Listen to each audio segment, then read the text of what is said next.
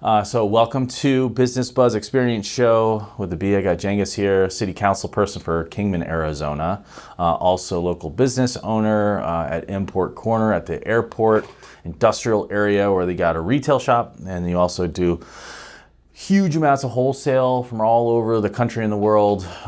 Every time I go anywhere now, where the heck were we just recently? And I literally saw some Turkish lamps and I was like, I wonder if those are from him, because I know that you're a large wholesaler for that.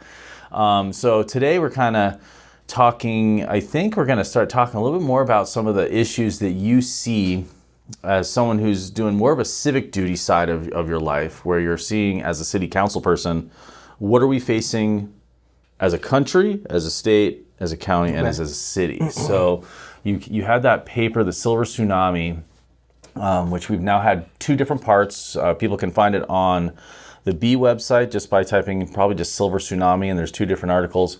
You also have a dedicated website. What was that again? KingmanVoice.com. Perfect, so you can view more stuff there. And it's concerning the reality of a population of our country who's moving from in the workforce to retirement, and now retirement to all the way through senior living, where they're finally going from possibly owning a home to needing to be into, more of a community or senior living facility and even farther, and what that impact has and how it domino affects on everything else, the infrastructure, the employment force, the labor force, the real estate market, how everything is connected. And you're trying to make sure that we aren't taken by surprise and we're prepared here locally, Kingman, Mojave County, Arizona, and you're already starting to, it sounds like from just our earlier conversation, start meeting with people who are invested from their business, their organization, or just themselves in this topic because it's related to what they do.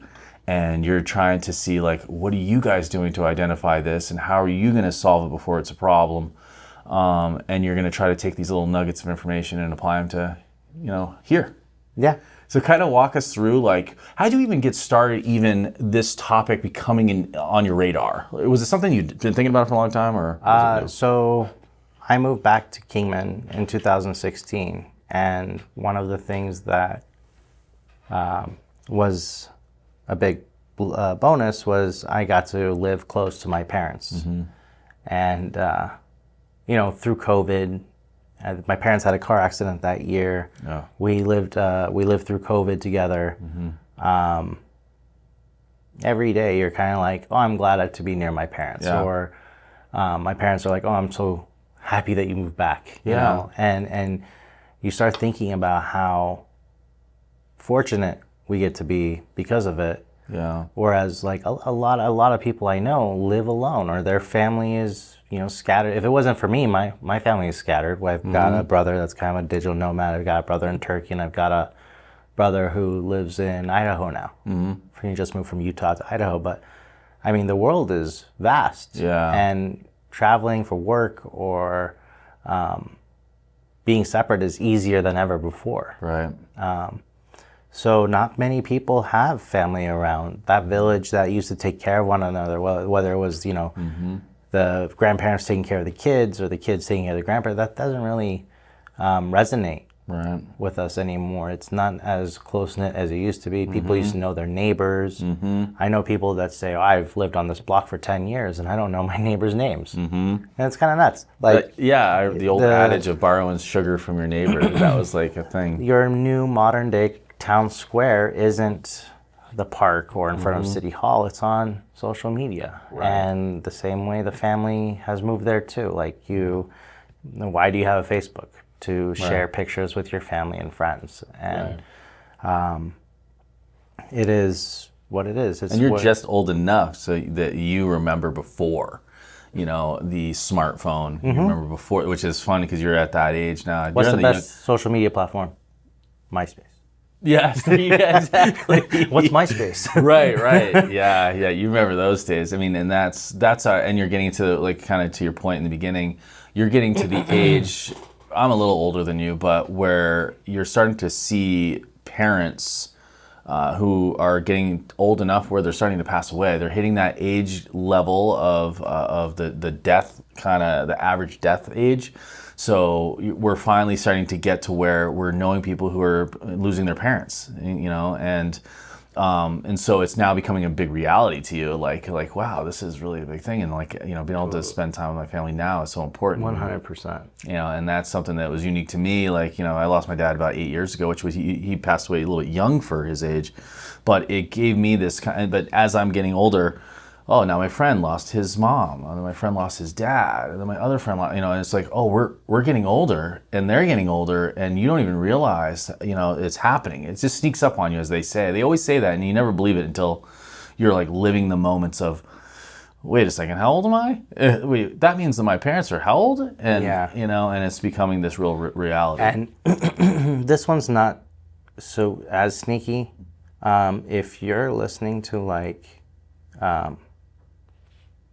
there was this podcast I listened to a while ago that was kind of like, if you need to get in on something now, right now is the time to get in on the golden age of funeral homes. Oh, yeah. And it's time to invest in a funeral home, or find a way to invest in this this generation aging, because it's the largest generation. There won't be anything like it for another who knows how long. Right.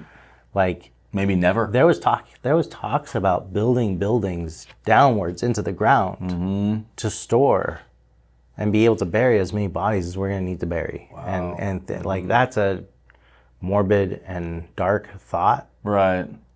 But instead of going wide, they said, why don't we just go deep? Yeah. And you think about it, and it's it puts it kind of into perspective. You never think about real estate for cemeteries. You don't want to, but yeah, it's a reality. The idea that each parcel, we just buried someone in it, and it was 3 feet by 8 feet, pretty much, and it was deep. Yeah. And that was the 8th or 10th body in that cemetery. It's a small cemetery. Yeah. And it would already taken up 5% of the place, and you're just you kind of think about it. How many more can this fit? Mm-hmm. And it was a very weird moment. Yeah. Well, now that you're thinking in this way, you're thinking of more logistics that are reality that we don't want to face. We all like to eat a hot dog or whatever it is, but we don't want to know how it's made. It's one of those kind of things. It's very human nature. Absolutely. You want to get in your car and start it and get to where you're trying to go, and you don't really want to know how it all works. You just want to get to where you're trying to go. I think people just kind of tread through life like that. Yeah. So. But you're like, okay, wait. We got a real big thing coming, and that's why you use the phrase tsunami, is because everybody recognizes a tsunami is not a good thing. It is a large, impactful thing, and we need to pay attention to it. And also relating to a wave. Right. It'll take some time, but it'll pass eventually too. Yeah. It's not a set status quo. The thing is, when a tsunami comes and goes, it also leaves a different world behind. This isn't it changes the landscape. So, good point. We're talking about everything from not just workforce demographics and experience levels, because, as people, you mentioned earlier, as people hit that age and retire, I'd also like to point out there's a lot of people that hit that age and don't have the luxury to retire. Yeah. They stay in the workforce longer. Those jobs used to be, back in the day, you'd have an apprenticeship or a mentorship, and as that person reached that age, they would pass their hat or the torch to someone else to take over their spot, and that new generation would get to grow into that field and experience the luxuries of having that paycheck and be able to, build up. But as people are staying in the workforce longer, those people don't get to move up anymore. Those people don't get to have the torch passed to them. Right. One of the clearest examples that just popped into my head is you look at the royal family in England. Queen lived how long? Yeah. And the guy became king at the age of 87 or something. And it's finally. Yeah. I've been waiting my whole life. But it's to your point too, is a lot of people. I would love to know the percentage of back.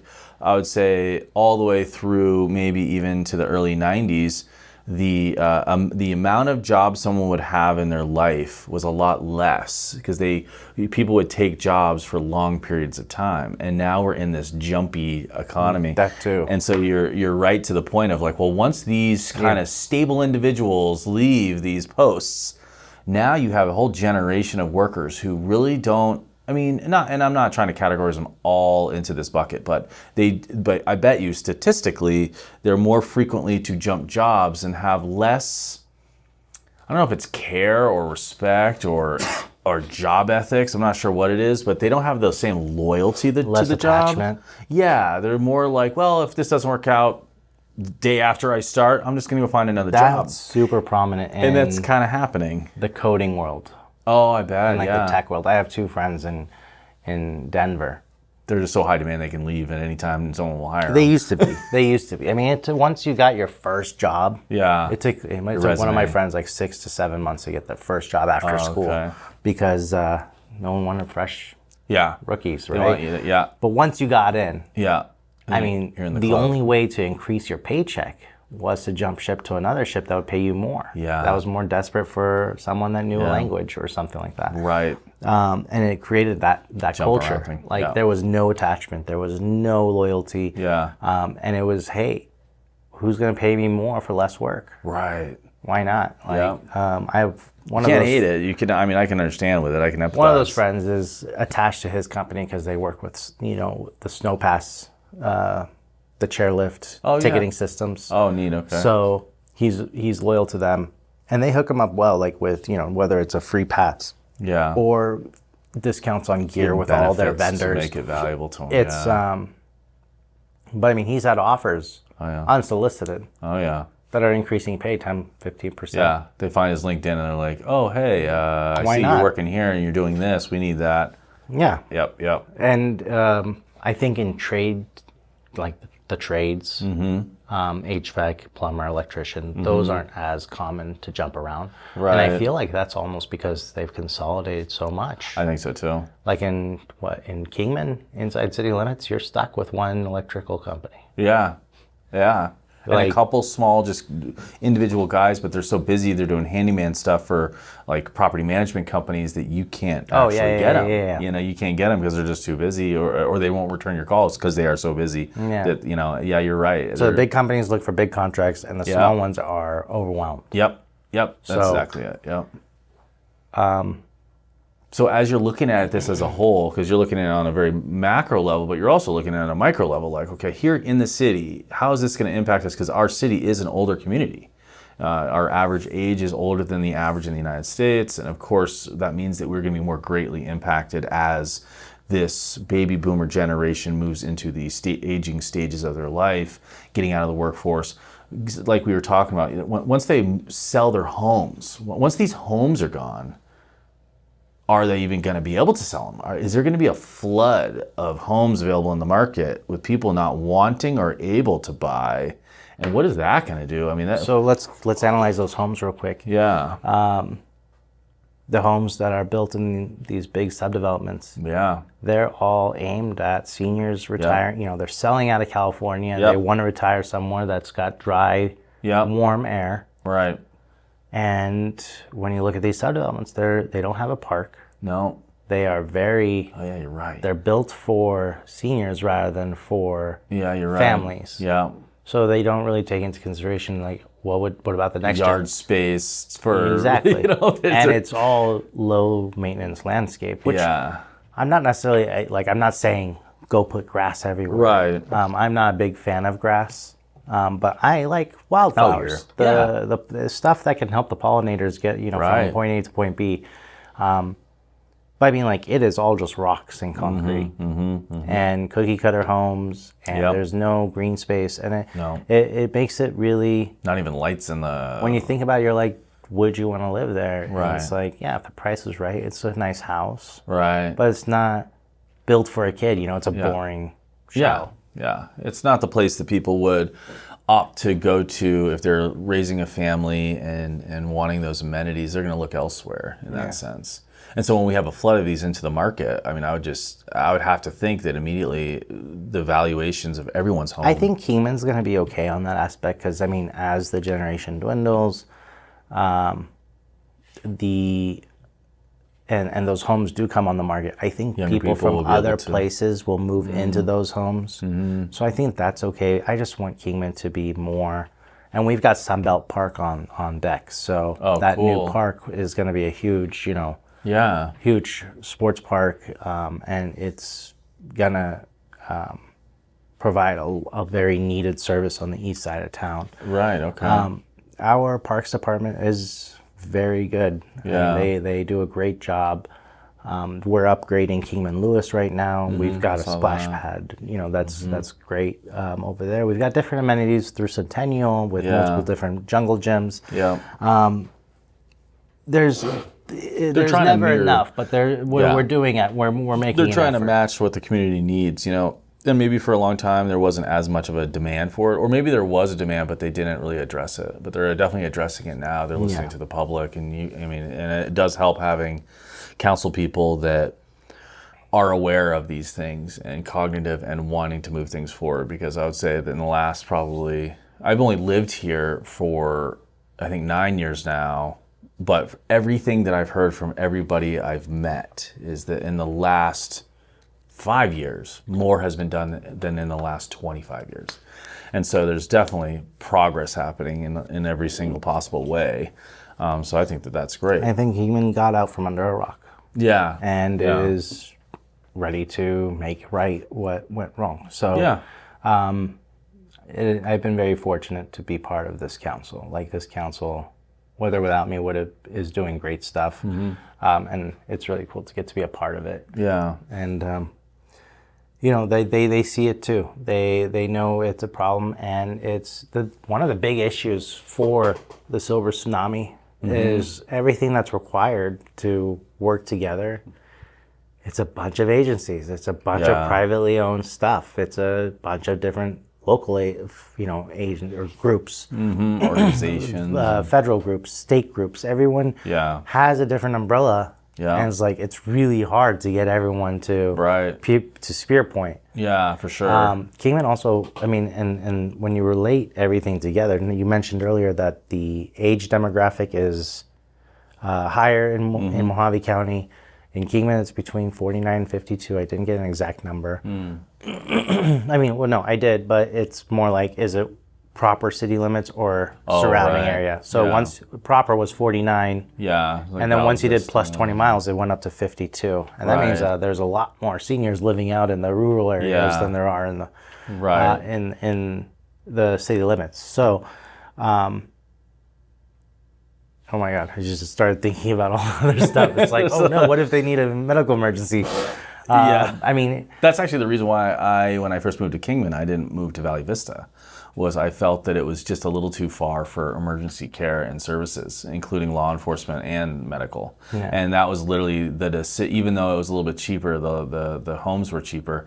I was like, that 15 minutes, it could be life or death. And I don't like living in big cities. I've lived in huge cities with my family, but individually when I was old enough and on my own, the biggest was in Portland, Maine. And so it was a suburb of Boston, but that wasn't a really big city, and then when you go to Boston, you get that, and like Vegas, you get that anxiety of the really big cities, that you don't want to really live in. But Kingman has literally kept that small town feel, and it's at least a little radial, like Bullhead City. I think the biggest issue is it's more of a linear city model. Especially when you start going from one end to the other. So unlike New England, which all of the cities were radial due to being harbor cities for the ocean and trade, they would build in circles, which meant if you lived over here or if you lived over here, if your hospital and your services were in the middle, everybody had an equal time to get to it. And so it made it an efficient city operation. Kingman is kind of like that. And we have that second hospital that's sitting there kind of capable. So as we once grow, Kingman Crossing opens up, and that's on deck too. Right now we're putting out. I got that postcard in the mail from the I-11 too. I-11 just came in. Rancho Santa Fe is going out to bid, and the momentum is there. Like now that everyone's seeing Rancho's going to bid and it's paid for now. Right, like right. It's paid It's for. not a waiting process again. It's not in the It's just get it to us. city's hand anymore. The ball's in their court now. We've paid our bill. Yeah. Now it's their obligation to build it. Yeah. And now that that's done, they're like, oh, you guys are serious. Yeah, right. Let's start working on Kingman Crossing. And once Kingman Crossing opens up, it's gonna cause a flood of hopefully healthcare services and professionals to move here. Yeah. And It'll that's give them gonna the be amenities one of they the need. biggest helpers for something like the Silver Tsunami. I mean, people talk here in Kingman about how much they hate going to Flagstaff or to get certain Vegas things. for some sort of medical procedure. And it's like, yeah, I would too. Right. But now that we have another 5 stories of hospital being opened up, Right. that's currently just being used for outpatient and rehab, Yeah. it's going to be great. It's going to be another emergency room. It's going to be more exits. Yeah. Yeah. And just to make a quick comment on that, instead of having to drive from Rancho Santa Fe all the way down to Walpi, down to Stockton Hill, Right. to get on the I-40, you can just jump on the I-40 now. Right. But imagine what that's going to do for ambulances too. Right. And I mean, even if it was just getting from Rancho to KRMC here, not disregarding the Walpi campus, people are just going to be able to get on and get off. Yeah. It's going Exactly. to be, it's going to alleviate traffic. I'm excited for this project. Yeah, yeah, and as retail starts to come in because of the proximity to the highway and the traffic, we will get a lot more tourist dollars for sales tax, which will be nice because they'll be coming through, stopping, shopping, and going. So there'll be a nice blend of. There's going to be there's 2 different ways to really think about those 2 interchanges. One is more industrial and more get in, get out. Based, which would be Rancho, and then Kingman Crossing is going to be like a new center of Kingman commercial, like where all the shopping and new shopping and dining are going to go in. And hands down, like the tax revenues are just going to help out with getting new stuff in, but also there's that side effect that like as you get new amenities, as you get new hotspots, you're also going to start being able to attract more talent. Right. Because one of the biggest things for attracting talent to Kingman is, what's my family going to do? Right. Right. Why would I move to Kingman, which doesn't really, I mean, it's like a food desert. We don't really have many options here when it comes to like good, healthy food. Right. When I could move to Tucson, that's, got amazing food and has everything I need. And so we're competing against that. But when we get those food options and when we get like some entertainment options, put that next to Vegas being an hour and a half away, Kingman is going to be able to start attracting talent. Like people say, how is interchange going to help attract doctors? And it's like, that's how. It's all part of it. And it also goes to what you're saying with the other interchange. The ease on and off the highway and the proximity of the airport and the rail will increase and attract people to bring larger industrial that'll bring high-paying, skilled jobs, executive-level jobs. And that all goes into the This is a beautiful bundle, too. I know we're so off track right now, but it's okay. The I-40 Trade Port Corridor, we've been designated as one of the hub cities for that. So we're getting funding from all sorts to make sure that we provide the necessary infrastructure, including storage, including fueling stations, including whatever is needed for the logistics to make this a fast, efficient trade port point.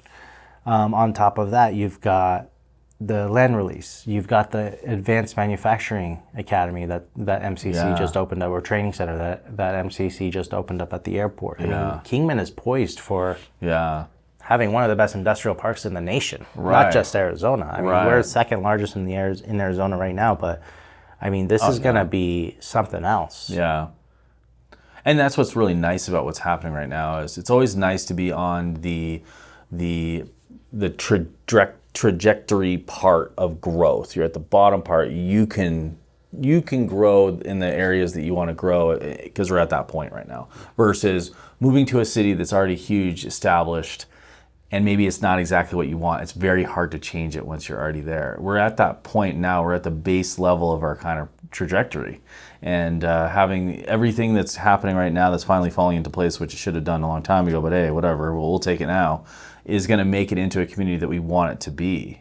Bringing the right people here, the right industries here. And Kingman has a clean slate right now. Yeah, it's like you said, you can it's still so new. You can direct it and plan it. Yeah. And whenever I go to Turkey, and especially Istanbul, a very old country. A very old country. You're like, wow, this traffic is miserable. Like, what in the world? Can't they just do something? And it's like, what are you going to do? Knock down this 400-year-old building? Are you going to? Yeah. I mean, you can't. No. It's already laid. It's already. No one knew how the city was going to grow. Right. And it's funny because once you leave Istanbul, like the outskirts of it, the new parts of it, it's all nice and immaculate and perfectly planned. Yeah, and there's like city centers everywhere. Yeah. But when you come back into like the awesome part of Istanbul, you get into it, and it's like you don't drive. Yeah, because it's impossible. You walk or you subway. Yeah. That's cool though. So going back to the tsunami, let's talk about some of the biggest factors of like where you're trying to address it now, like because you're trying to get ahead of it, obviously. I mean, that's the that's the logical thing to do. So what areas are you immediately trying to address, and having meetings with people to address these certain areas, and what can people do in general to also kind of get involved? Obviously following what you're doing, but like what are you needing or hoping that the public can assist with as we shuffle into this new age of? So first things first, we need to solve a problem, you need to know there is a problem, right? So we need to educate everyone. We need to tell like, hey, this is happening. This is what's going to happen. It's going to cause all sorts of things from financial strain to strain on healthcare services to, to social and cultural changes, everything from acting patterns or habits to shopping habits to religious habits. Everything's going to change, right, in the next 10, 15 years. And then there's going to be a big wave or gap left at the end of it. So what can we do as financial strain happens? I mean, we've talked about it before. The average national Social Security benefit is $17.35 per person. I found that to be a little bit higher than normal. Yeah. As I've asked people around the Kingman area, I'm finding people more with that's like the max if they worked from the day they could work. It says average 16. Oh yeah. Oh really? Okay. But in Kingman, it tends to be between $700 and $1,000. Like someone that owned retail stores, cellular stores for the last 14 years. 700 was what I always heard. Okay. 700 was like the amount that they always said. Well, so I would say that's pretty fair. A couple people I know said 1,000. I've heard 900 a few times. So let's just say, benefit of the doubt, between 7 and 1,000. Yeah. And you've got your two, you and your wife or you and your husband have your two checks, and you're bringing in $2,000 a month as Social Security. Right. Right. And you're banking like. I think it was Fitzgerald had pitched the plan that was the 3-pronged plan. It was pension, Social Security, and savings and investments. And it was you were supposed to kind of rely on all three. Pensions are gone, period. Right. Pensions are no longer a thing unless you're part of some insane, like Fortune some 500 company that's unionized, possibly. And pensions, in case anyone didn't know, guaranteed income. It was instead of saving an income, it was you were granted an income. It kind of protected you from yourself. Yeah. From making bad decisions or spending without knowing. You just knew that you were going to get this. So pensions are gone. And it kept tenure, and it's one of the probably the biggest benefits of like the union jobs, but like the military. My dad was in for 22 years, and once he hit his 20 year, he had that pension that he knew. So it helps to keep kind of people committed to it. But that you're right, it's no one can afford it. How can you, companies that are not Fortune 500, or Fortune 1000 even, can afford to have pensions anymore, because also kind of going into the silver tsunami is people's average age is going to slowly keep on climbing up. People are going to live longer and longer and longer, which then costs healthcare systems, pension plans are all going to continue to increase. It also that strain on healthcare and everything, and you outlive your savings. Right, literally, yeah. Yeah. So, sorry, just kind of trying to get everything back into a line. I'm all over the place No, right it's now. my fault. I add a lot when I'm thinking of something. I just can't help but say it. But yeah, so Social Security. The idea of creating this was the 3-prong approach. Yes. But now we know it's not a reality because pensions are non-existent because not enough companies do them anymore. Yeah. Social Security is not enough, even in a 2-person household. No. And people aren't saving money based on statistics that you showed me when you got here. It's like 25% of Americans have zero in savings. And I believe the one statistic I heard was the average person has $2,000 in savings, the average out of every American in the country. Yeah.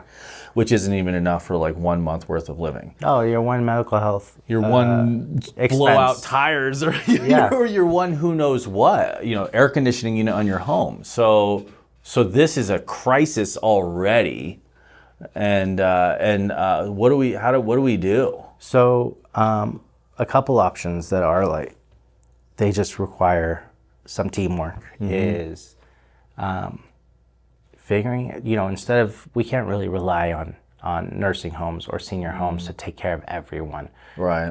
And I know there's a lot of people that would never want to be put into a nursing home. Right. It's the same, I know a couple of people that they're they don't want to give their keys up. Yeah, I nonetheless hear that. nonetheless go and live in a nursing home. But it might be an option to consider living with roommates again. Oh yeah.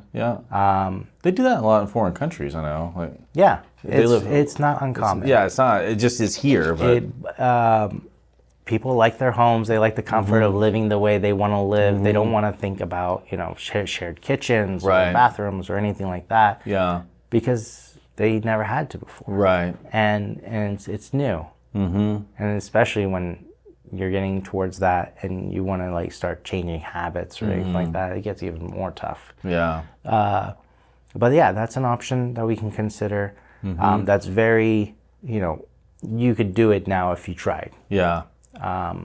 You could find some friends, or you could. Yeah, that makes sense. There's a few programs I think where they sponsor the house and they deck it out with handlebars and anti-slip flooring. Yeah.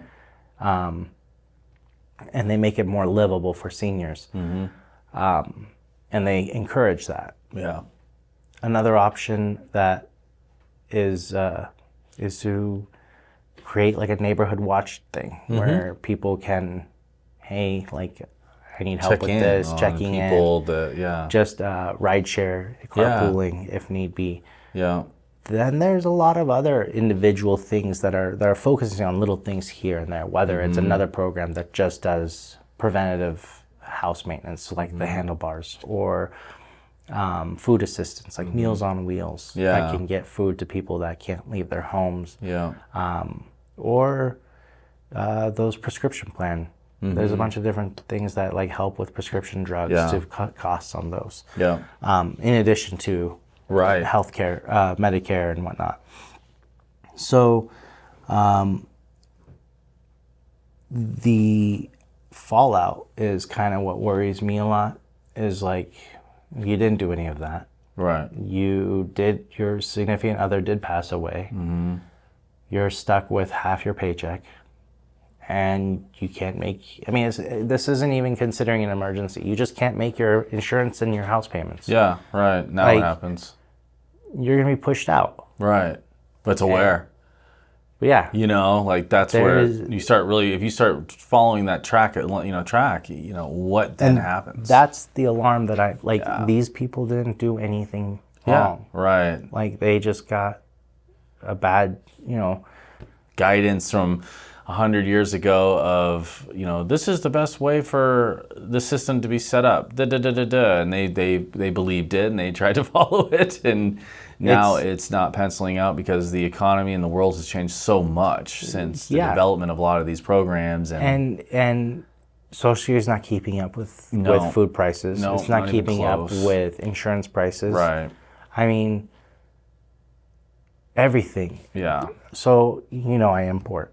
Mm-hmm. My import in May, that my normal container costs $3,000 to $4,000. Yeah, I remember we talked about this. May it was $6,600. See, look at plus that. Trucking, not including. This is just the sea freight. Yeah. You know what it is now? $8,900. Whoa. It went up $2,000 in 1 month. Wow, what the heck? So where's that going? Right. And that's not just me, that's everyone. Yeah, you're right. Right. I've talked to other vendors, other manufacturers, and they're like, we're not shipping right now. Yeah. It's we can't ship. Yeah. We can't fit more product in the boat. And people aren't going to pay for it at that price unless But I mean, those increases are coming. Yeah. And it's like, who does it come to, and how are you going to handle it? Like, is Social Security going to keep up with that? No. So and couple that with most of our seniors are veterans, and they've sacrificed for this country in ways that my generation hasn't had to. Right. That we didn't have a draft. No. We don't have, and I'm sure with every war comes PTSD. Oh yeah, for sure. With every, whether it's the PTSD or other disabilities from the war. Yeah. Couple that with what we just talked about with, not being able to afford your housing or something, like it's everything's there for the perfect storm. That's why it's so serious, is we don't want to just throw them out on the street. We want to make sure that they have somewhere, and it's not just a Kingman problem; it's a nationwide problem. Oh yeah, for sure. And we see it everywhere. Yeah. Kingman is also a little bit exacerbated because we have a jail. Yeah. The county jail's here. Right. And when people come here, they get released here. Mm-hmm. So without a ride back home, now we've got +1.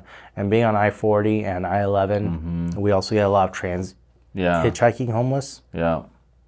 And whether it's a couple days or a couple months or maybe even a couple years, years, decent enough where they can stay for a long, long time. It adds to the problem. So that kind of, there's a lot of exacerbating issues, but it sounds like the solution is a combination of public-private cooperation, but I like how you said the first step is just awareness. There's a show where I watched this guy's scene in the show, Jeff Daniels, who was in Dumb and Dumber. He's like not Jim Carrey, he's the other guy, and he was in a show where I believe he's a writer or he's a publisher or something like that. I think it was on like HBO years ago. Yes, and there's that scene when he's being interviewed on stage, and the girl says, oh, tell us why America's the greatest country in the world. And everybody's going through the typical, things that we are proud of for being here. And he's like, it's not. And he goes into more depth about it, but one of the key components was that you have to recognize there's a problem before you can solve it. And if we all just keep on saying, oh, everything's fine, we'll never try to come up with any type of solution because there's no problem, right?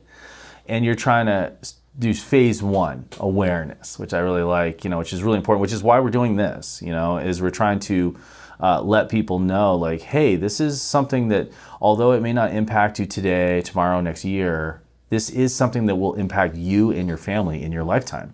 And if we don't recognize it, we will never start devising a solution to it. And we do have to realize that the government, state or federal, or county or city, is not going to be able to bear all of the weight of it. We have to work in cooperation with, like you said, nonprofits, for-profits, organizations, volunteerships, county, city, state, federal. Everybody has to come to the table because it's a community topic that we all have to pitch in. And it's something that I think that most people, once they're aware of it, they will care that we all have family who is of the baby boomer generation, hence why we're here. And I think that when you start to bring some of these things to surface, people will start to say, oh my God, yeah, I didn't think of that. I didn't think what's going to happen if this happens to my parents or grandparents or my aunts or uncles that raised me or whatever their situation is. They've got someone who's in that generation that's part of their life, whether it's their direct relative or someone who adopted them or was their foster parent or maybe their spouse's family. Whatever it is, there's someone that's going to be impacted by this type of thing. And like knowing that there's an issue with it and what can we do, and then is the first step. And then the second step is because everybody wants baby steps, is like, what's some of the first things do you think? I think the opening up the lines of communications and getting people the awareness is one. You mentioned that you're having meetings literally today. So here we are in 2024. You're already having meetings with organizations that work with people of that age demographic. What do you think the first micro steps into starting to create? It's almost like a coalition, like you're bringing a lot of people together to create this. Because like you said, it's hard to communicate sometimes the different channels of whether it's state, federal, county, or it's hard to get everybody on the same chain, in a sense, an email chain or call or everybody together on the same day, Zoom call. Oh, I can't make it until 2 months from now. What is your first step you think that you're going to want to try to bite off once you get enough people kind of aware? What is the first thing? Do you approach one of the programs like the home preparedness things? Do you create an outline? Like maybe it's creating the outline, which you've already done papers on it, which is great, and you've brought the actual issues as bullet points. Do you then take those papers and you actually create like an action plan, kind of like broken into, okay, senior living, senior home preparedness, neighborhood watch type programs? Do you have have you got that started yet? Can you open up part 3? I sent you part 3, right? Yeah. Actually, I saw that. Let me get in there. And while you're doing that, so I personally consider myself as aware of the problem, right? Like I've identified it myself. I think now I've kind of outlined it to what we need to put together to bring together. Yeah.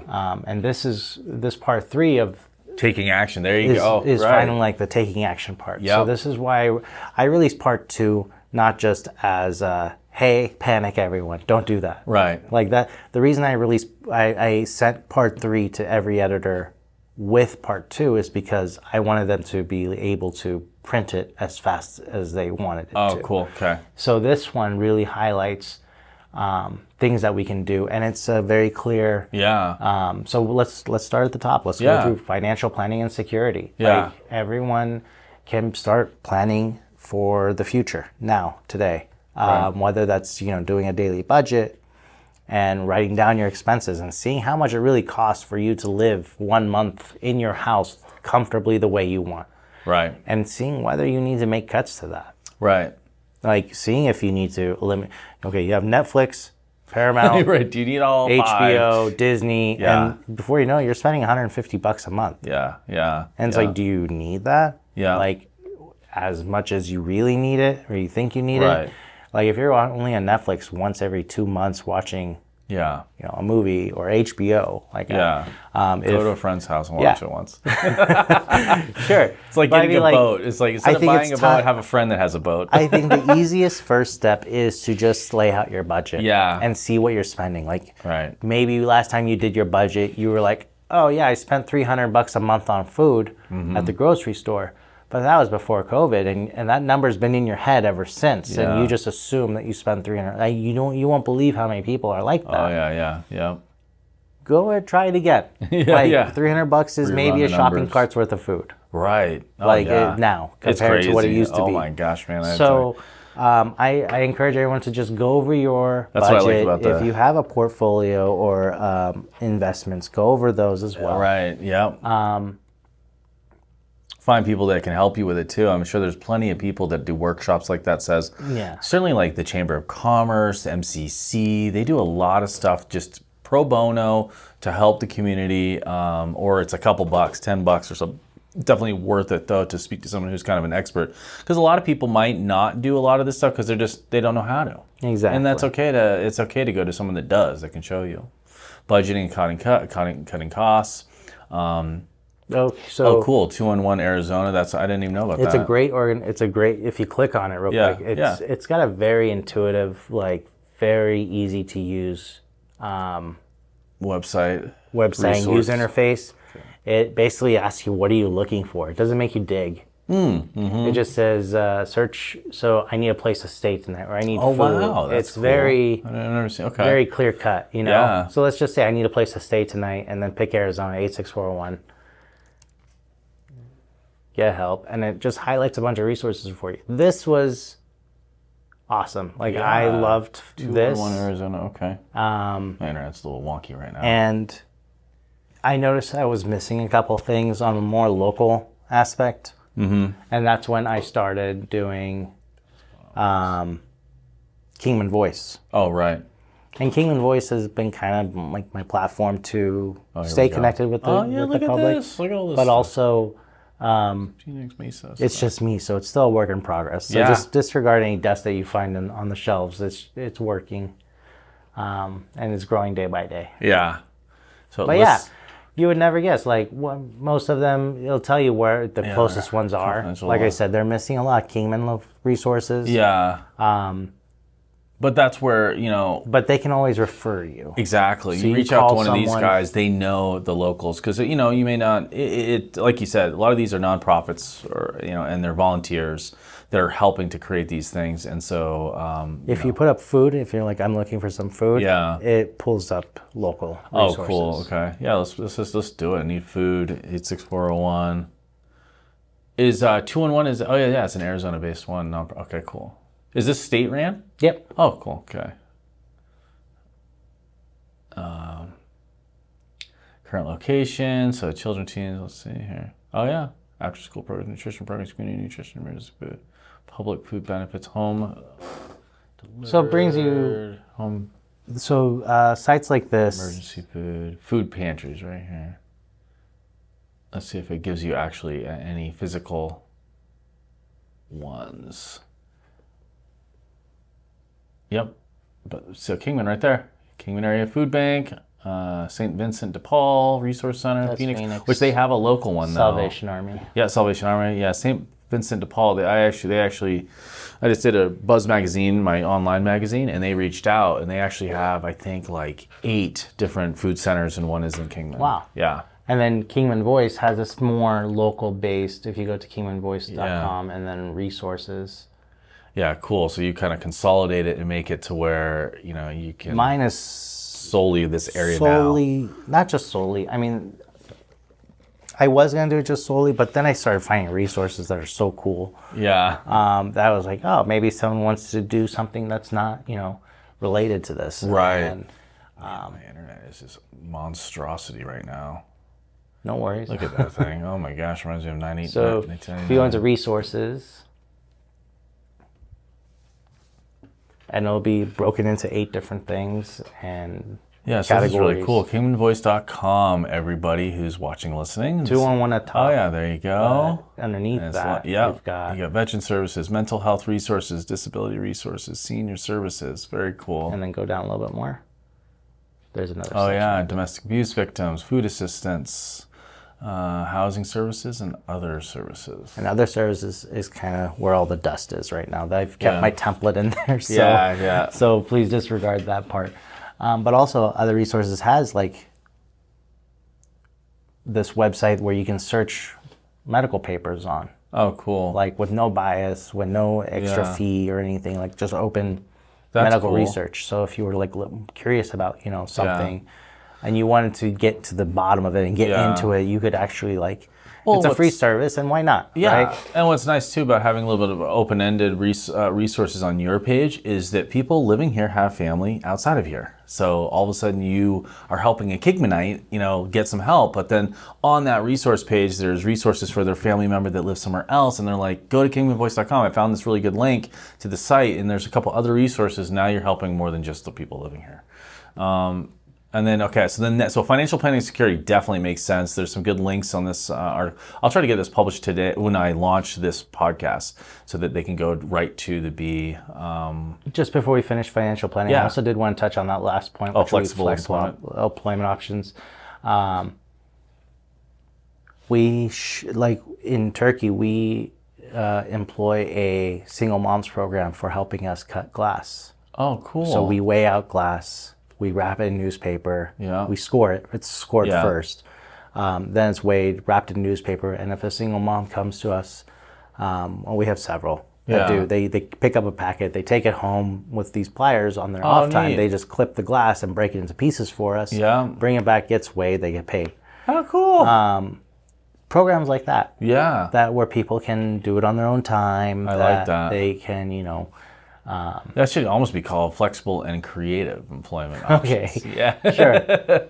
See, where you can come up. I mean, because that is a great thing to do that I don't think a lot of people think of, is that you can take, instead of having to have someone that's part-time that comes in irregularly, you can create programs like that to keep a flow of people in your community employed, getting paid, and doing these little tasks that are necessary. Might not be much, not but be something. a whole job, but Right. at least something.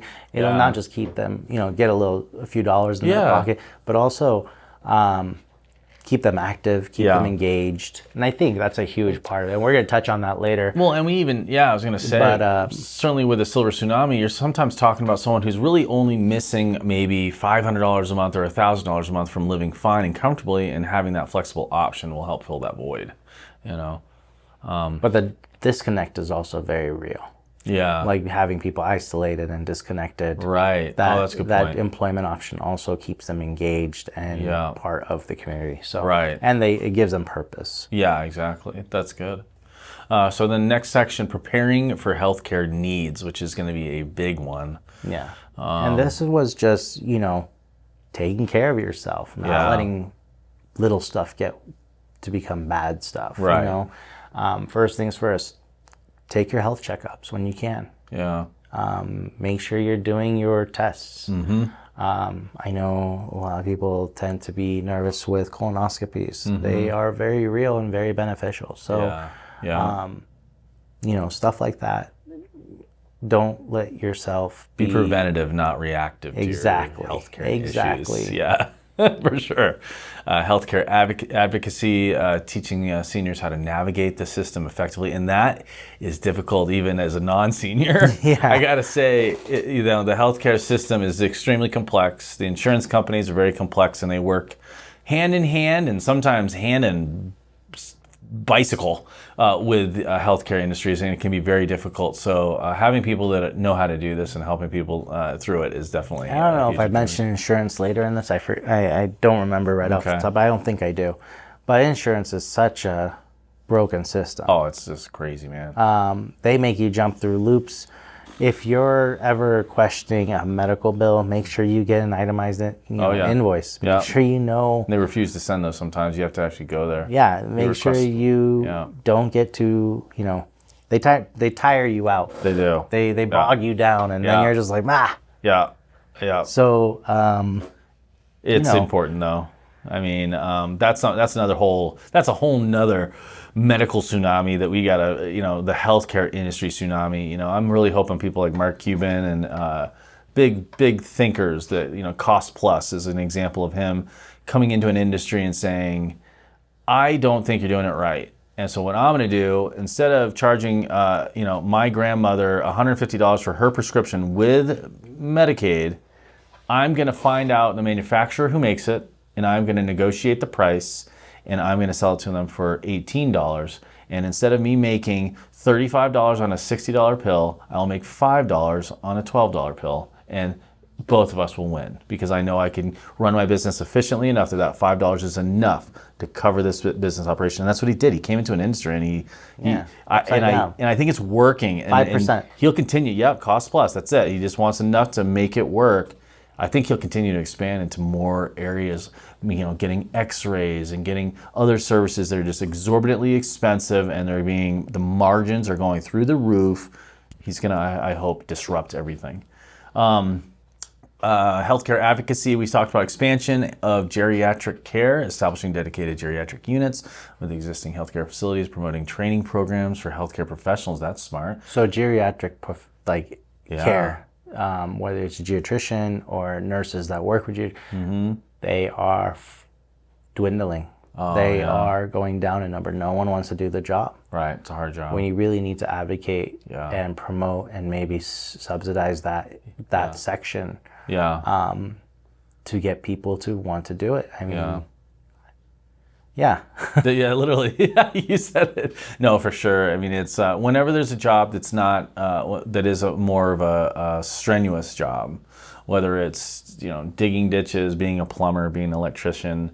What we're finding is these new generations are coming in to the workforce and they're going, I can do that, or I can do this. That's a lot easier. The path of least resistance. They're going to go into the easier paths.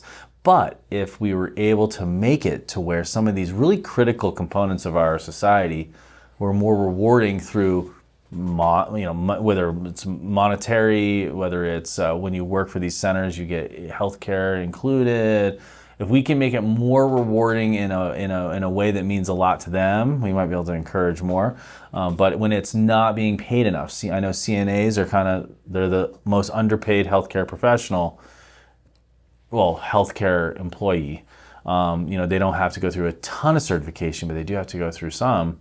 But it's that CNA, that certified nurse's assistant, is critical in these healthcare facilities. They're the ones that are having to do a lot of the dirty work. Yeah. And I think that you're right. Maybe even subsidizing that so that they have a rewarding monetarily or however. But we do need it for sure. Telemedicine, mobile health clinics. That's big. So digital literacy. A lot of people can't leave their homes. Right. Help them with that. And I believe that if you were able to get someone trained up on their computer to be able to call in.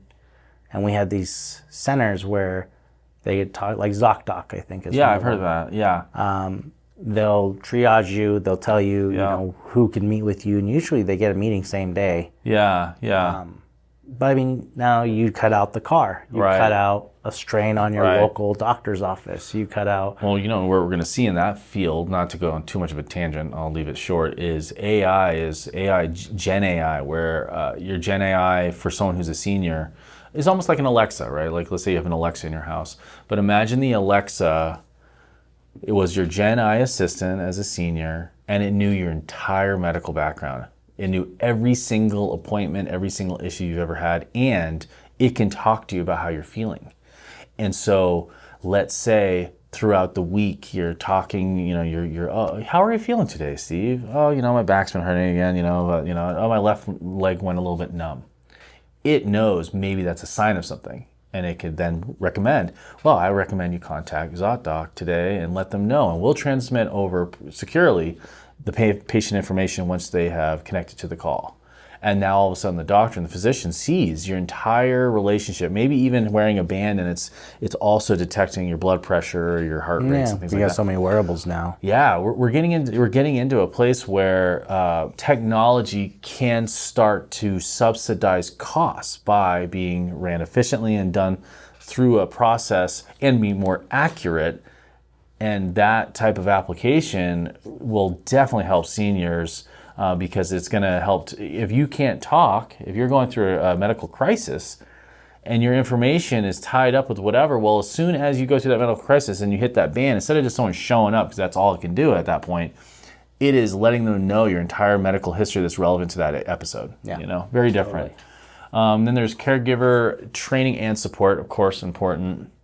Respite programs. The thing I wanted to point about that caregiver training and support, it wasn't just people that were hired to be a caregiver. Okay. That one also focused on family members. Oh, that makes sense. Emphasizing I live 10 houses down from my parents. I should take a course in something like that. Right. So I can help. So it'll actually help me make my life easier when I take care of them. Yeah. That's a good. I like that. And then same thing, caregiver respite programs, implement respite programs to provide temporary relief for family caregivers. That's important. I never knew what respite was until actually moving probably to the area. And then I understand now what it is, because it can take a toll on both parties. Totally, 100%. And just for anyone that doesn't know, a respite program, you're taking care of someone 24/7 or at least 8 hours a day, every day. And it can get old. We are all human. Yeah. And sometimes people need to just disengage and recharge and look after themselves, Right. but they don't have anyone to do that for that Right. job still for them. Yeah. So they're stuck in this cycle for sometimes 20 years, 10 years, 5 years, even a year, without ever disengaging, and it causes a lot of mental harm and physical extinguishing. And I mean, you're just smoked. You're done. And you might start, garnering things like So a resentment. respite program basically gives them a pinch hitter Yeah. who will step in for them Yeah. while they take a vacation and Right. recharge their own batteries. So Yeah. I just wanted to emphasize that. Yeah, no, yeah, for sure. And then you have preventative, which we talked about, health measures, which again is really important, of course, hugely important, which is focusing on diet and exercise, which help promote healthy lifestyle, including balanced diet, regular exercise, prevent health issues. Again, preventative, before something's a problem. And look at the sugar. Look at the sugar on everything. I mean, a can of Coke has 39 grams of sugar. One sugar cube is 17 grams of sugar. So These coffees, like, I don't get sugar in mine. I just get just almond milk, but it's one of these things, when the way I see other people get them, I'm like, they're getting liquid sugar that's like up to the rim. I'm like, so you're getting sugar with a little shot of coffee. but they hide it. They do. They hide it in everything. Like everything has sugar. I just asked, just look at the sugar, and you'll slowly start becoming. I mean, I'm not asking you to count nutrients and macro and micro nutrition.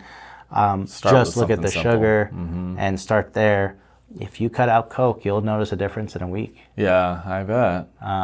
Or just soda in general. Yeah. it's Soda huge. to me is like a treat.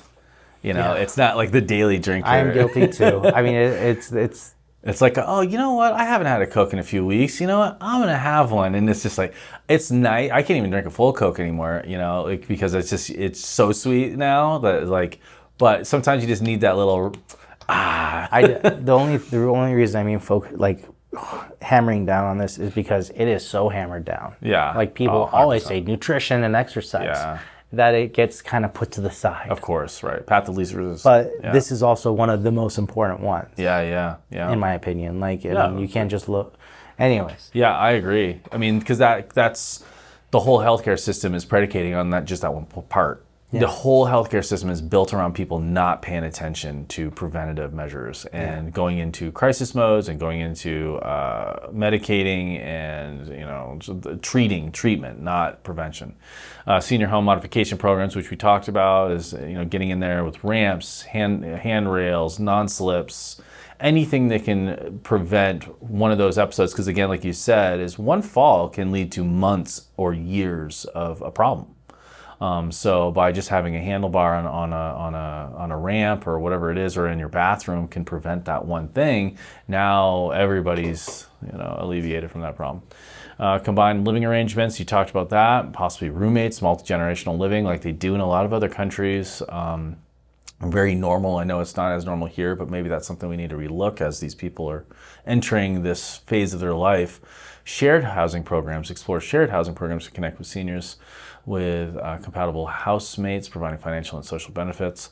Yeah, that makes perfect sense as well. Like living with other seniors, almost like a dorm. You're just living with a roommate, but everybody it's like understands a senior home, each just other's. more smaller, less. Yeah. No, that makes sense. I mean, smaller scale. Yeah, if you're willing to start thinking of senior living, if it's something that's been crossing your mind, living with just one other couple that's got more of a similar activities list and compatibility would be a lot easier. And that happens more than you think it does. Like if there's I don't even want to use names. One couple here and couple B over here, and couple B loses friends. his wife. Usually moves. I've seen where that's good. The husband of B moves in with couple A and just kind of takes over their guest room. That's cool. And eats with them, and they're already friends. They know each other. It's just he's down on his luck right now. Right. All right, utilizing community resources. So this is where making sure, again, awareness. It's like an awareness campaign, making sure that people know what's available. Senior living centers, community programs, community buddy programs. And this was the one you kind of touched on, where you just have a neighbor that can check in on you. Yeah, senior peer support programs. Offers access to mental health professionals and counseling. And again, there's a lot of stress that goes on. Volunteering and social engagement, seniors to volunteer and engage, which I think we do. Our community seems to have a lot of that, which is good. Yeah. It could always be more, but they do Also, want to get seniors are involved. the biggest demographic of volunteers as well. Yeah, that makes sense. They They have have time, and they're not as worried about money right, as millennials are. right. Yeah, they're the ones that show up. Intergenerational programs initiate programs connect seniors with younger generations through mentorship, volunteering, shared activities, promoting mutual support and understanding. This will foster friendships, beginning creating a village, which is like what we talked about. Yeah, that would be really, and that's important too. And also instill work ethic possibly in the younger generations. Like, this is how it used to be. This is, show up on time, accessible public transit options. Yeah, that's a big thing too. Making sure people can get where they need to get, including I think the city of community Kingman and shuttle CART service with are CART. actually looking into senior passes as well. Oh, cool. Yeah. Okay, there you go. That's another great opportunity for that. Volunteer driver programs, running errands. We talked a little bit of Meals on Wheels type of thing, but this is also expanding on that to medical appointments, running errands, participating in society with minimal risk. Going to community events, that where maybe they wouldn't be able to get down to a First Friday, but now they have someone that's like, hey, we're taking a couple people down. Would you like to come? We'll walk with you. We'll, at your pace. And yeah, great idea. Combating elder abuse and exploitation with programs and digital literacy. So this is another section. This is another section, and the reason I included it is because finance is already such an issue, and scams are insane. Yeah, and they're convincing, and you're like, "Oops, wait! I thought that was Amazon website. I am unbelievable. Please don't steal my stuff." Yeah. It's getting bad. I see a lot of it just because of my type of work, managing multiple websites, which means managing, I don't even know, 150 to 200 email accounts from different companies.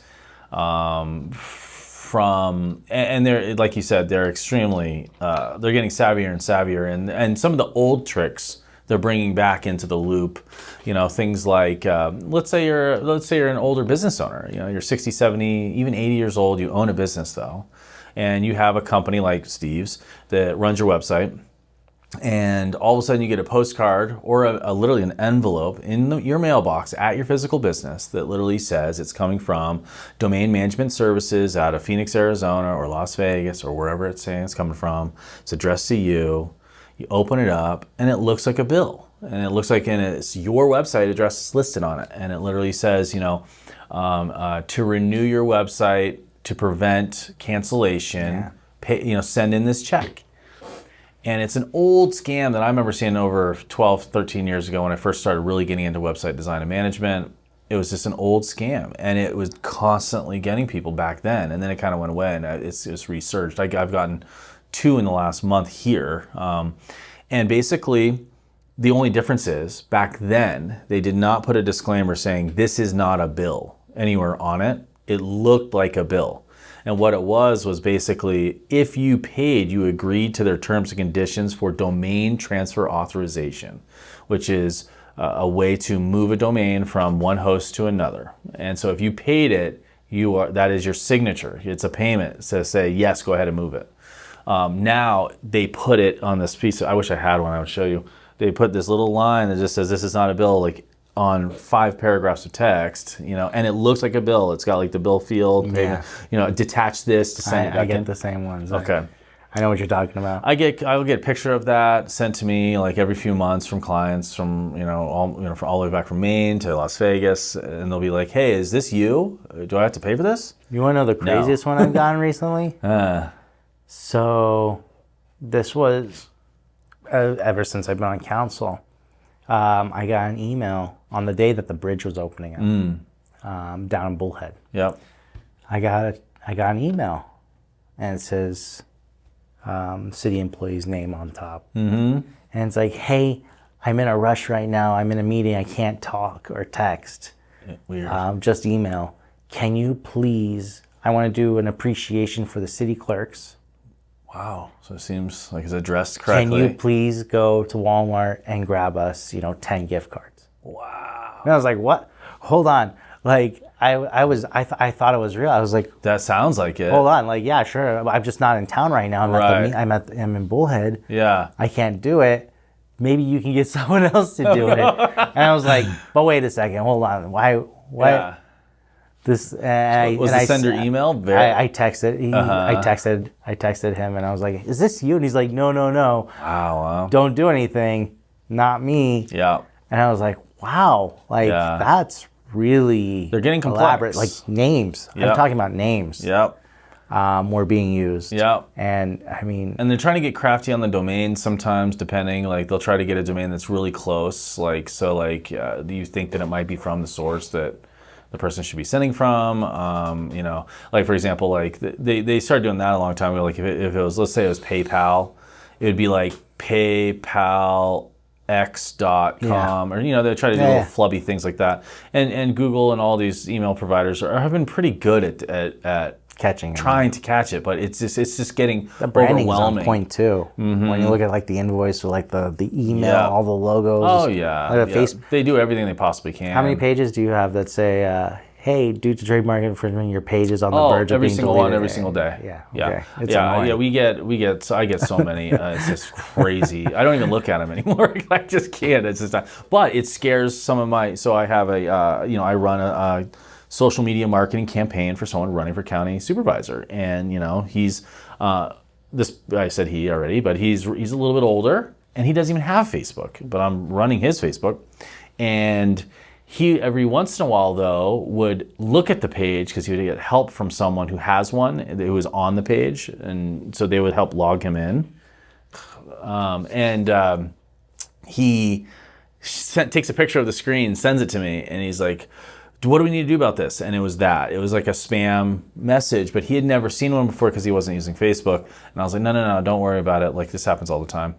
And it's so complex. I mean, my mother, who's this maybe 9 years ago, so she was probably 65 or so, she was trying to get a dog.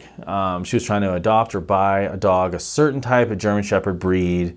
She wanted it to be, it was very specific, which is the worst because those scams are the easiest, because long tail searching for something specific you're seeking out, it's easy for someone who's a scammer to find out low volume, high long tail searches and create little landing pages that address that long tail, low volume search that's so niche. So, let's say it's, just this example, it's this weird specific type of dog. There was a website, it looked legit, it had a bunch of different pictures of puppies, and they used an ad. It's easy, again, for the scammer to see the volume of searches coming from this area in New Hampshire, these in Massachusetts, and they just create these landing pages with those basic vicinities in the landing page.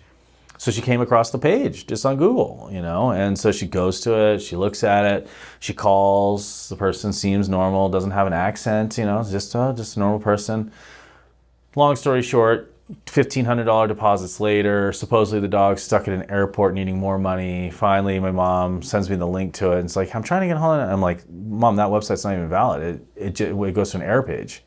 Really? Are you sure? I'm typing it in, exactly what you said. That's the site, let me try. Uh-oh, it's gone. I'm like, try to call the number now. Boom, disconnected. It was a scam, Mom. And, she's like, oh, I'm glad I didn't send the rest of the payment. And I'm like, they're getting complex because they have all the time in the world. And it is hard to... and it's a workforce. Yeah. Have you a ever whole call center. Have you ever seen the guy that scam messes with them? Yeah, messes with them, locks them out, or gets their faces. Yeah. It's like, I see you sitting there. What's that drink you have on your counter? Like, he gets on their cameras and stuff. But to try to be able to put it past most people. I mean, I think we've all had some type of scam in our lives. When you're not tech savvy, you're not familiar with it. It's dangerous. So just the basic 411. Yeah. Like, this is like what that. to look out for. Please make sure that the email address from Facebook is facebook.com. Correct. And not if you're at all F4CEB00K book. Yeah. And and teach them to tell people, and like I've told my mom, I'm like, listen, here's the deal. Like, if you're ever going to do anything and you're not 100% sure that it is from where it should be, just send it to me. Yeah. I will look it over and I'll make sure. I have that rule too. Yep. My mom says it. And then also, it's okay if they make them call you. Like. Right. Yeah. So that's definitely very important, though. Certainly with AI, that's getting very, robust. Faking voices of family members. There's a lot of that that's happening. Stuff? Yeah, and it's real legit. I actually use a AI voice training technology that trained on my voice, and so that I could type up stuff where it's my voice, but only so I could do videos. But this is a legitimate one where you can't just upload a audio clip and tell it to learn on it. You have to upload the audio clip. It'll learn it. Then you have to do a live mic speak where you read what it says so that it knows that it is you. You're not just uploading the president's voice and then wanting to duplicate it, which there are those AI audio ones out there, and that's what these scammers are using. That's a safeguard. That's not saying the AI couldn't learn everything off just that little voice. Oh, it could. It's a safeguard. Yeah, 11 Labs is the one I use, which is probably the most well-known one. But yeah, so there are bad actors in that space that can take literally just a video of you talking on a Facebook post and use your voice to call your relative. Yeah, I had someone that was just called recently.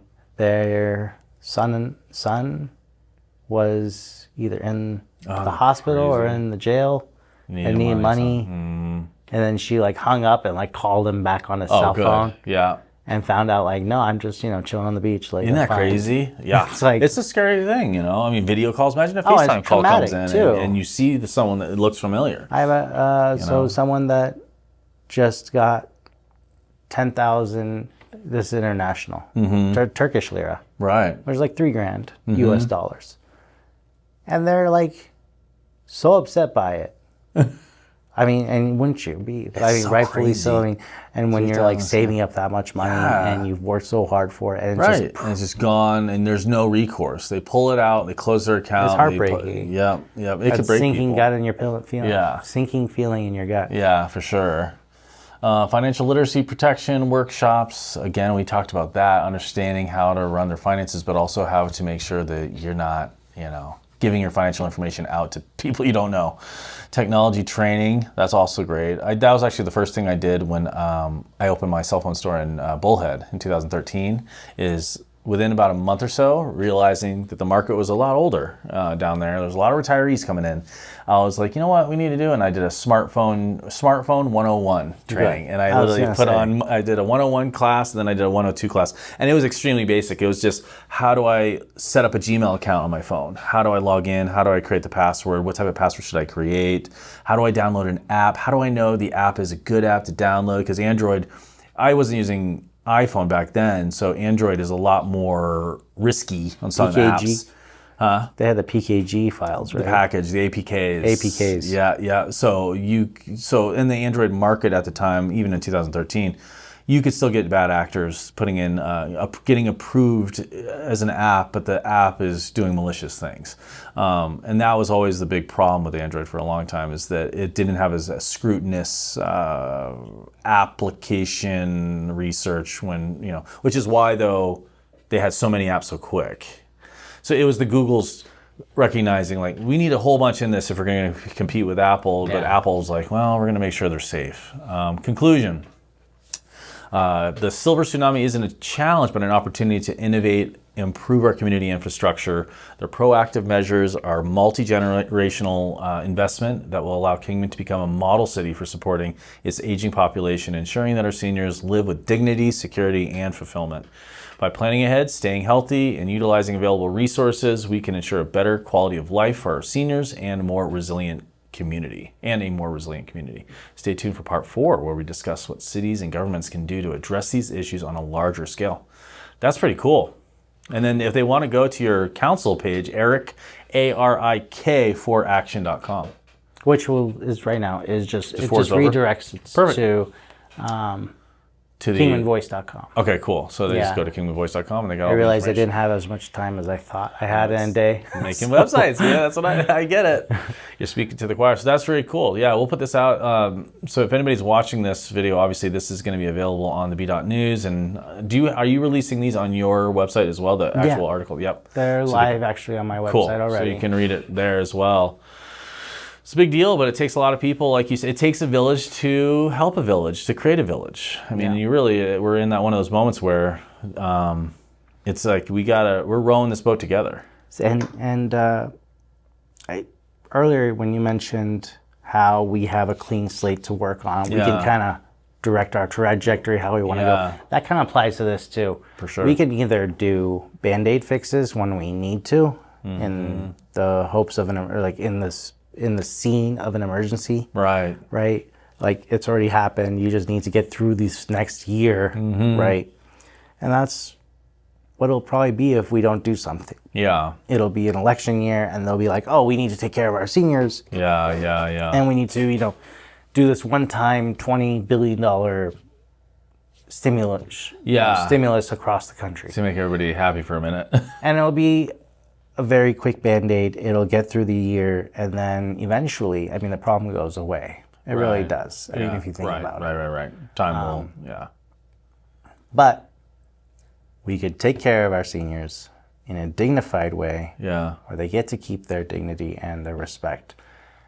And if we do it right, we can make all of our investments in ways that'll also benefit future generations. And that's what then the money isn't just a one-off. Right. Then the money is...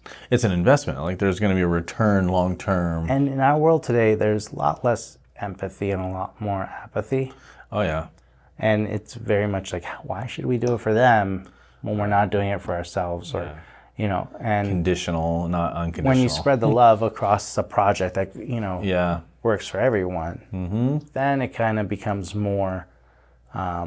accepted, easier to sell. Yeah. And also it starts building those bonds between those generations. We need to bring everyone back together. Oh, for sure. So yeah, I agree. I like it. I think I'm glad you're addressing it, and hopefully that by creating all this awareness, we'll be able to start taking action on stuff. Hopefully. Yeah, right. Very cool. So this is just another great reason to vote for you to stay in council, right? This is just another My ambition for this 1 year, my goal has just been to make everyone aware. If I win my election, because I fell in love with the job. Yeah. If I win my election, my goal will be to continue this project into the next 4 years as well. So actually 2 years, but Oh, that's right. It's a two-year terms. Yeah. For this one, after this it'll be a 4 year because my 4 year, the Cameron's 4 year. Oh, you were taking in. I was taking over. So I finished off his first half. The second half goes up to election. Oh, I see. Oh, I didn't know that they had to do that. Another 4 year. Then it goes back to 4 year. Gotcha. Yeah. Well, I think you're doing a good job, and I think this is something that we need to. I think certainly the seniors, that are paying attention to this type of thing, like this is like hugely beneficial. Very cool. Anything else you can think of that you wanted to bring up? Not really. Stay tuned for part 4. Yeah. I'm excited. And we'll probably be having a cleanup in August. I haven't decided exactly where yet or the date. Yeah. But we're looking for a cleanup at the end of August. Ooh, it'll be warm. Get a lot of water that's balls. the only thing that I'm kind of worried about. Yeah. I was waiting to see what the monsoons were going to be like. Yeah. It's so hard to tell nowadays. What the weather is so weird right now. Yeah, there's half of it. No, they're expecting a drier than usual monsoon season. Oh, do they? Yeah. Officially. So, I guess. But we've had storm clouds roll around twice. I know. And they. Well, I guess it rained a little bit over at my wife's dad's. Yeah, I was like, "What? You got rain? You're jealous." Yeah, but cool. Okay, so everybody stay tuned to that too. Possible cleanup end of August, and KingmanVoice.com. Pay attention. Election for council, is that July 30th as well? Yes, July 30th. You have to register to vote by June 30th. Okay, July 1st. Couple days. Cool. I actually think it's July 1st. And then early balloting, and then election day is July 30th, along with the primaries. Cool. If it's close enough to go into a runoff, it'll be along with the November 5th election. Oh, okay, cool. Okay. Good to know. All right. Well, thank you for being here. Yeah, thanks for having me. We'll see you next time. You're Yes, going to be sir. back. You're going to be my recurring guest.